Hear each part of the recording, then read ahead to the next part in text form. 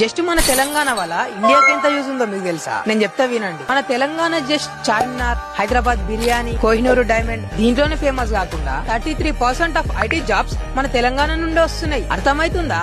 India మొత్తంలో 33% of IT jobs just మన తెలంగాణ నుండే వస్తున్నాయి. ఇన్ఫాక్ట్ మన Telangana highest per capita income in the country, being the base of big companies like Microsoft, Google, Amazon and even Deloitte. In fact, మన Telangana 2.7 lakh crores software ని export చేస్తుంది. Just మన ఇండియాకే కాకుండా world మొత్తానికి. ఇక్కడనే ఆగిపోలేదు.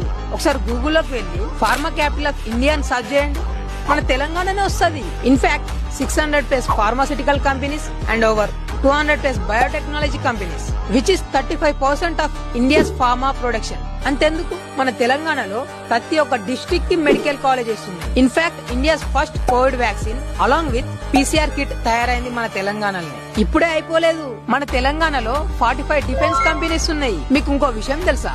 అపాచీ హెలికాప్టర్ మన తెలంగాణలోనే తయారైంది బ్రో.